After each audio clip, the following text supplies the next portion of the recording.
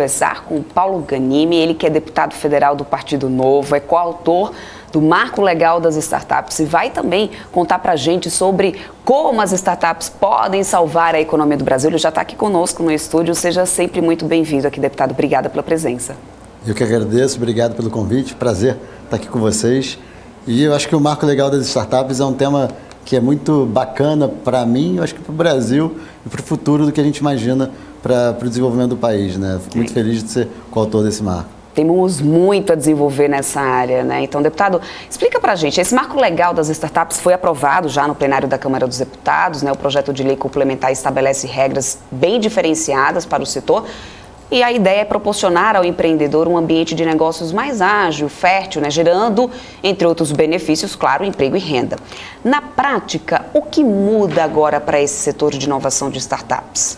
Bom, o Brasil já estava sendo referência nesse setor, apesar de toda a burocracia que qualquer empreendedor, não só o da startup, mas também grandes empresas, empresas menores, sempre enfrentou. A carga tributária, dificuldade para abrir negócio e tudo mais. E a startup que traz com risco, né, dinheiro que precisa ser investido sem saber o retorno, isso afugenta ainda mais o investidor. E um dos temas principais do Marco Legal das Startups é justamente dar segurança jurídica para quem quer investir. Ela cria um modelo jurídico para o investidor, aquele investidor anjo ou investidor seed, investidor que está colocando dinheiro, mas que não quer ter a corresponsabilidade sobre a atividade da startup. Esse é um dos pontos, né? A gente criou também um negócio chamado sandbox regulatório, em que a caixinha de areia, em que a criança pode brincar, também a startup vai ter regras diferenciadas para poder operar sem toda a burocracia normal para uma grande empresa, uma empresa que já tem ali o risco potencial definido.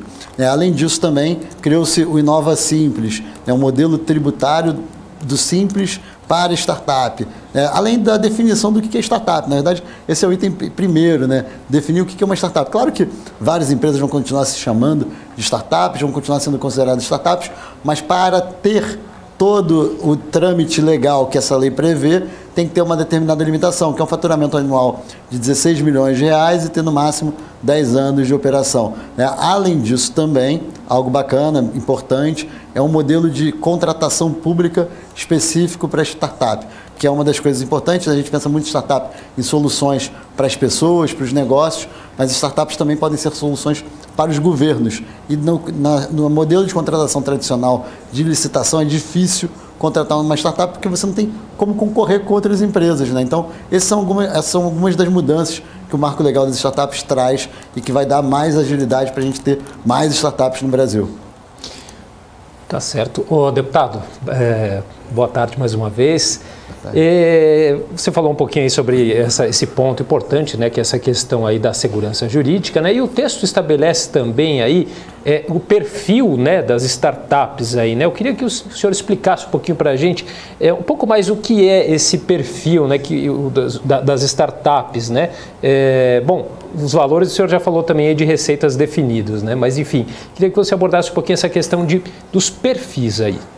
Pois é, na definição, esse tema foi talvez um dos mais polêmicos, porque o que seria startup, qual seria o valor adequado? Aí tem questão de renúncia fiscal, tem questão de você não ser muito restritivo e tirar de fora muitas startups que já cresceram. Esse foi o tema que mais gerou discussão, mas tinha que ter uma definição, né? Isso chegou nesse termo. Claro que uma startup é uma empresa inovadora que traz uma solução inovadora, mas a inovação não quer dizer necessariamente um aplicativo. A gente pensa muito na startup, naqueles aplicativos que a gente usa no celular. Não necessariamente, né? Um processo inovador, até mesmo de algo que já existe no mercado, também pode ser considerado uma startup. Agora, é claro, se você abre um negócio que ele já é conhecido e não tem nada inovador, não seria considerado uma startup. Então, a startup ela tem essa característica, né? Inovação, tempo de vida e faturamento. São os principais pontos que definem a característica de uma startup.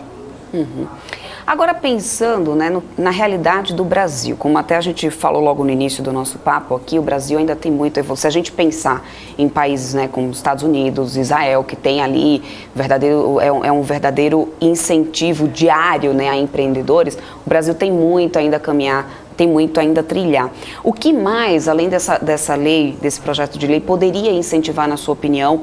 Né? Você acredita que é uma coisa cultural também? Porque quando a gente pensa no startup, quando a gente pensa em empreender uma empresa que ainda está começando, pelo menos aqui no Brasil, você tem aquele receio, né? Mas será que isso vai gerar, né, valor? Será que isso vai realmente ir para frente? Ainda tem muito esse entrave no meio dos investidores, que é um mindset totalmente diferente se a gente pensa nos investidores nos Estados Unidos, que na verdade até preferem investir em startups, porque sabe que aquele cara que está querendo empreender, se ele errou, ele já errou de todas as formas e ele vai conseguir achar novos caminhos, ou seja, ele já sabe onde errou, ele vai conseguir empreender. Ou seja, o que poderia mudar também no mindset dos investidores aqui do Brasil para incentivar ainda mais empreendedores, né, de startups? Tem muita coisa que precisa mudar para as startups crescerem ainda mais no Brasil.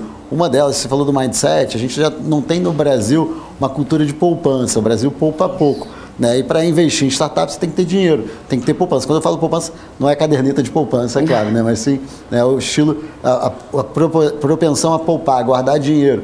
Uma outra coisa que contribui para que a gente não tenha tanta startup, também nesse sentido, é o fato da gente ter uma taxa de juros elevada. Então, quando você tem lá algo sem risco, que você faz um investimento de baixo risco, e você tem um rendimento alto, por que eu vou colocar meu dinheiro em algo de alto risco que o retorno talvez não seja tão interessante? Então é importantíssimo que a gente tenha também no Brasil juros mais baixos, claro, não de forma artificial, né? A gente não defende tabelamento de juros, nada disso, mas que a gente tenha mais concorrência, né? Mais opções, com os juros baixando, esse dinheiro que estava ali seguro, pelo menos uma fatia dele, vai para o risco. Outra coisa, as pessoas também, né, o jovem, a gente tem que mudar a educação também do jovem, com uma educação mais empreendedora, mais financeira, entender que existe uma solução para, até mesmo para o trabalho, que vai além da CLT ou do concurso público, né? Essa é uma mentalidade que o Brasil ainda precisa evoluir. Já mudou muito, até por conta da realidade que se impõe, o desemprego, né?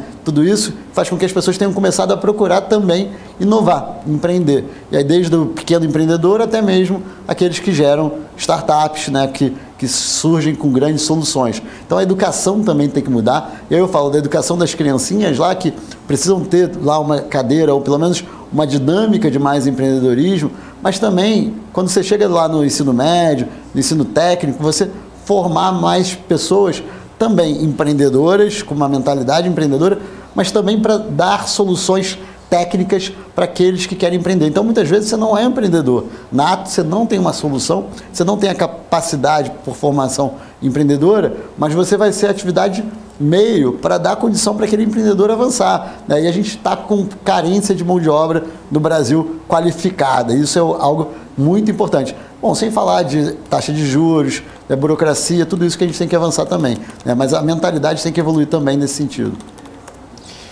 Ô deputado, eu queria que você falou um pouquinho sobre como que funciona a questão de investimentos nessa área, né, do investimento anjo, mas eu queria entender um pouquinho mais quais outras formas de investimentos para esse tipo de negócio, né, e quais os desafios relacionados a investimentos em startups.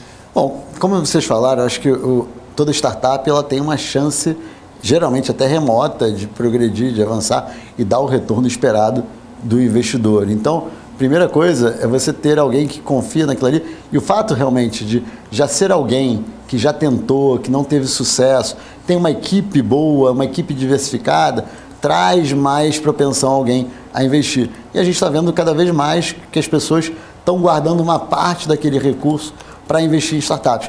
E tem várias modalidades, tem fundo que está investindo em startup, né? Tem startups para captação de recursos para startups, você tem as aceleradoras, você tem várias empresas que estão atuando justamente para ligar essas pontas, né, da startup com o investidor, fazendo com que você tenha cada vez mais recursos.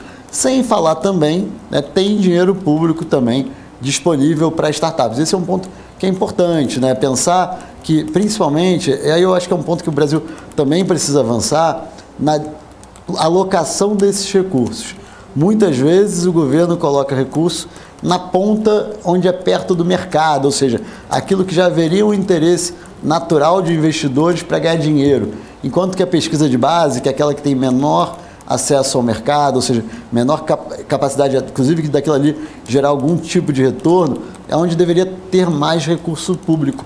E aí você está gerando mais inovação, consequentemente mais soluções. Assim, tem várias formas de você investir numa startup, até mesmo, né, você pode investir diretamente, conhecendo um startupeiro, um dono de startup, né, através de modalidades, aí tem várias modalidades para se fazer isso, né, sendo sócio direto, sendo acionista da startup, tem muitas modalidades para fazer isso.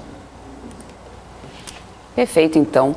Deputado, muito obrigada mesmo pelo seu tempo, por ter vindo aqui explicar um pouco mais sobre esse projeto de lei, sobre esse novo passo, né? Inclusive, é ainda uma área que precisa desenvolver bastante e é importante ter agora projetos que incentive cada vez mais a isso. Obrigada mesmo, deputado.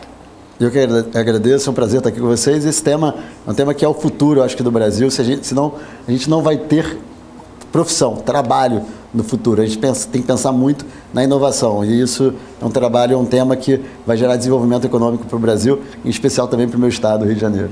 Tá certo, então, deputado, obrigado pela participação. Obrigado. Realmente é um assunto aí que daria para a gente fazer aí ainda muitas entrevistas aí, então já fica feito o convite, inclusive. Obrigado pela entrevista, um grande abraço para o senhor.